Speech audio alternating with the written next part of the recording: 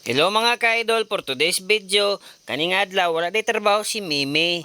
Unya kay wala man lagi siya trabaho, nanghinlo siya sa among bodega. Kani among balay mura man lagi bodega. Sa iyang pagpanghinlo, nakita niya ang cotton buds, natingala siya kikibutangan ako ngalan. Natingala siya kay ang isa, gamay na lang kuno.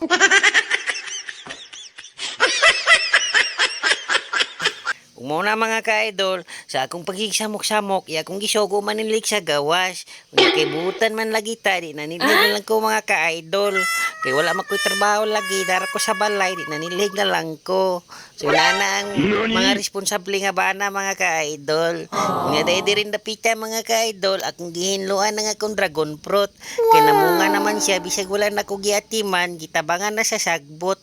So mauna siya mga ka-idol, siya isa ra ka buok. May na lang mga ka-idol, ug maharbis na ako na makatilaw mig dragon fruit. Oh hay, kalami. So muna mga ka-idol, oy kini akong dragon fruit.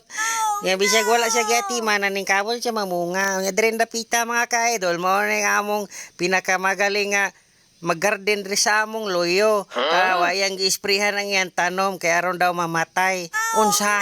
Ay pag niya gitanom mga ka-idol, iyan ang patyon. Unsa? Yari nang gisprayan mga ka-idol, kaya aron dili dugukon sa sulom. Tanawa na siya mga ka-idol, pila na kasimana di galigo. Unsa? Joke ra na mga ka-idol. Og drin dapita kani bata aloy kayo kay nangahoy, iya ibaligya kay wala daw siya kwarta. Basta luya. Taning kamot din taon og gabas bisag perting kahia. Kaya ang gabas na mga ka-idol wala na ibayad-bayad. Og rin dapita mga ka-idol, gabi na ni wala na milingaw. Among gibuhat ani mga ka-idol, naguling-uling lang mi sa among naong. Ang mapelde ay ulingan.